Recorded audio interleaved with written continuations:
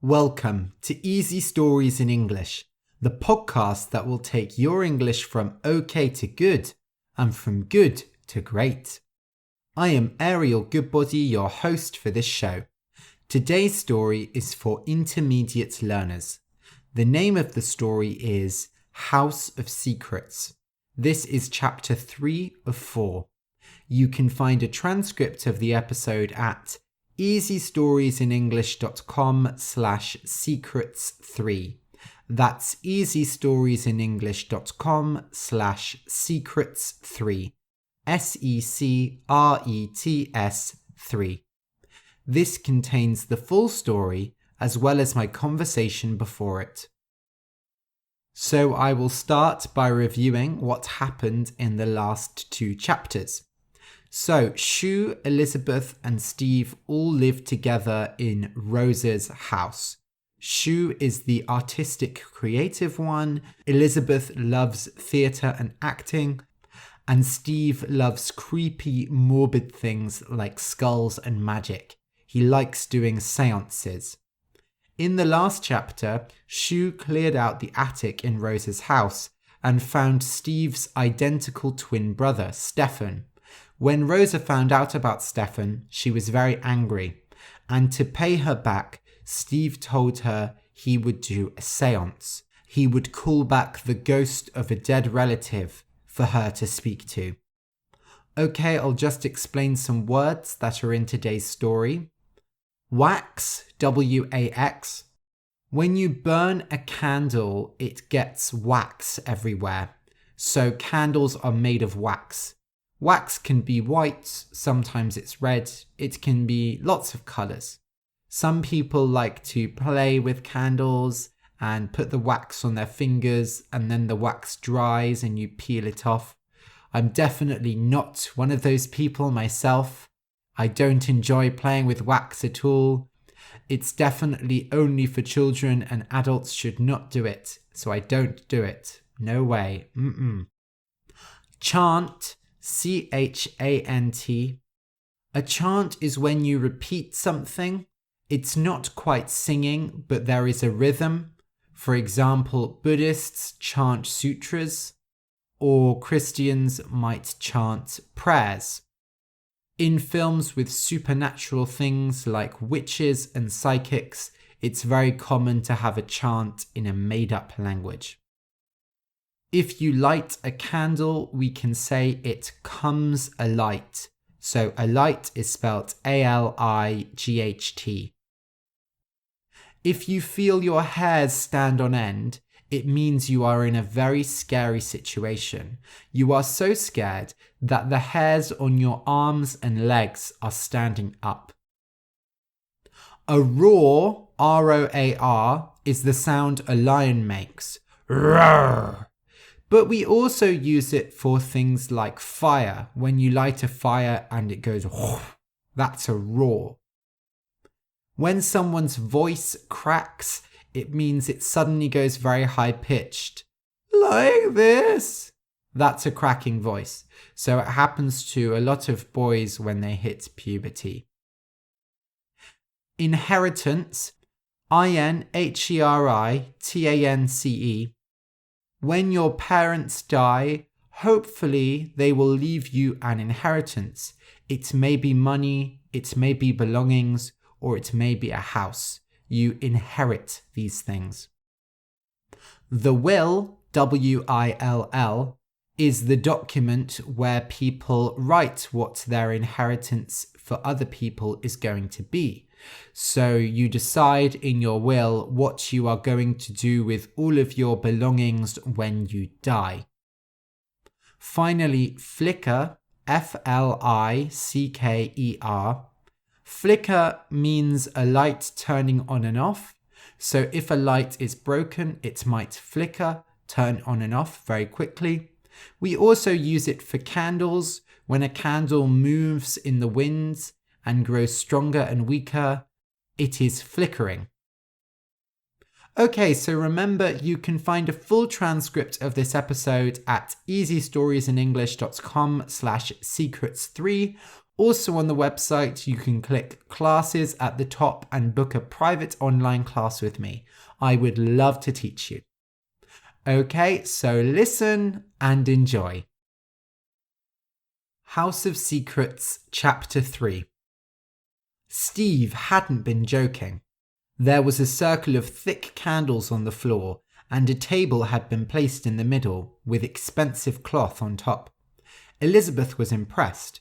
She'd been in professional productions with far worse sets than this. The first thing Rosa said when she came in the room was, "I hope you're going to clean up all this wax when you're done, Stephen." "Ah, clean-up isn't part of the service," he said, and then he saw Rosa's expression and quickly added, "Of course, I'll make an exception for you." "What are those?" Shu said, pointing at the table. Elisabeth saw that there was a plate on top, covered with small white bones. "We're not going to touch those, are we?" Elisabeth said. "No," said Steve. "I was just eating some KFC before you all arrived." He cleared away the plate. In its place, he put a black candle. "Now, we all need to sit down and hold hands." Rosa looked particularly unwilling to do this. Elisabeth noted that her hands were dry and cracked.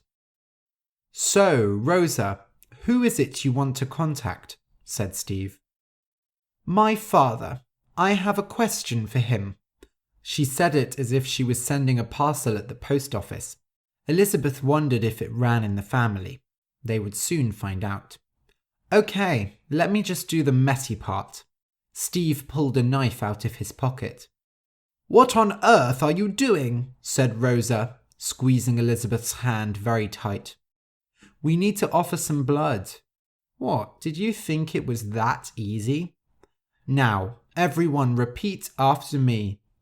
Lale namus ho, nibus boblidor." "What does that mean?" Shu said. "Nothing. It just adds to the atmosphere. Keep chanting." They chanted the words and Steve waved his hand over the candle. It came alight, and in a quick movement he sliced his finger, dropping blood onto the fire. A breeze passed through the room, and Elisabeth felt her hairs stand on end. "Don't let go of each other's hands," Steve whispered. He looked different. His eyes were glassy, and he stared into the candle. "Spirits of the beyond, we ask for your help. Send us the father of the woman who sits across from me." He raised his finger and pointed it at Rosa, who looked pale as milk. For several seconds, nothing happened, and then the candle roared. The light grew, gave off smoke, and curled into the shape of a man's face. "Father!" Rosa leant forward and almost let go of Elisabeth and Shu's hands, but they pulled her back just in time. He was an old, bald man with a thick moustache. He looked like he'd fought in the war, but Elisabeth wasn't sure which war that would be. "I've missed you," Rosa said, her voice cracking. The ghost did not respond.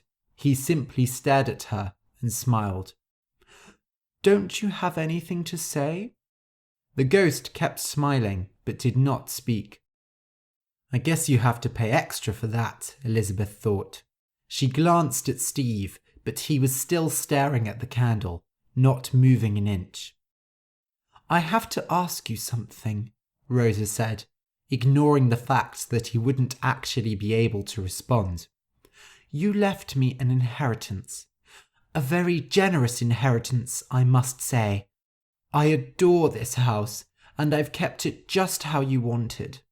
But there's something I never found." She glanced at the rest of them and then continued. "A painting of me. It wasn't in the will, but I thought it would be here, somewhere. I know it was very old, but I just wondered if you knew what happened to it." The ghost stopped smiling and turned to Shu. Elisabeth noted that Shu looked terrified. She was shivering, and her eyes were wider than dinner plates. "Ignore this child, father," Rosa said with annoyance. "Tell me, what happened to the inheritance? At least give me a sign." The ghost simply nodded at Shu. Rosa snarled at her. "Ugh, what does he mean? What on earth could he want with you?" He's... What? Spit it out!" "He's my grandfather." A silence fell upon the room. The only sound was the flickering of the candle. Everyone was staring at Shu. The ghost of Rosa's father, of Shu's grandfather, smiled again. "We never heard much from him," Shu continued. "I mean, my father was just an accident with another woman. He sent us money, but we never saw him." "No, I don't believe it." Rosa's eyes were filling with tears. "My father would never do such a thing. How dare you?" She let go of Shu and Elisabeth's hands, and the candle went out. The ghost disappeared, and the whole room fell into darkness. Still, Elisabeth didn't need to see to understand that Rosa had jumped onto Shu. Shu screamed. Elisabeth reached over and pulled Rosa off her. "I'll kill you, you pretty little thing! You stole my inheritance!" I'm sorry. "Get off her!" Elisabeth roared. She managed to pull Rosa free and held her arms behind her. "Shu, go and turn on the light." Shu, still crying, got up and did so. They all turned quiet as they saw Steve. He was lying on the floor, unconscious. "He told us not to let go of each other," Shu muttered. She knelt down and shook him, and slowly he woke up. "Ugh, what did I tell you all?" He rubbed his face. "You could have killed me." "I will kill you," screamed Rosa. "You cheated me. That wasn't my father. It couldn't have been. And why wasn't he able to talk? This was all a trick. You just want to laugh at me and take my money." She turned back to Shu, remembering who her anger was really directed at. "Where is it? Where is the money?" Elisabeth had to wrap her arms around Rosa's chest to stop her from biting Shu's head off. "I thought it was a painting you wanted." Rosa froze in her grip. Yes, the painting. Where is the painting?" Shu looked at her doubtfully. "It's in my bedroom. I must have gotten it by accident. It was sent years ago and I never knew who from. I just guessed." "You had a painting of me in your bedroom this whole time and you never told me? It was obviously mine." Shu bit her lip. "I didn't know it was you. You look very different." Rosa snorted. "I look just as young as I did then. Now, Elisabeth, if you would kindly let me go, I'd like to go and reclaim my inheritance." "Promise you won't hurt her," Elisabeth said. Yes, I won't put a finger on her. For now." She whispered the last part under her breath, but Elisabeth decided that was good enough and let her go. True enough, Rosa did not attack Shu, but merely stood up and glared at her. The tension in the air seemed to loosen a little. "Of course," said Elisabeth, "that's not the only picture of you that Shu's got." They all turned to stare at her. Elisabeth covered her mouth. Forget I said anything. Let's go and see this painting." She ran out the room before they could question her further. End of chapter 3. I hope you enjoyed the story. You can support the podcast by leaving a review on iTunes. Search for Easy Stories in English, give us a star rating, and say what you like about the show. It would really help us grow. Thank you for listening, and until next week.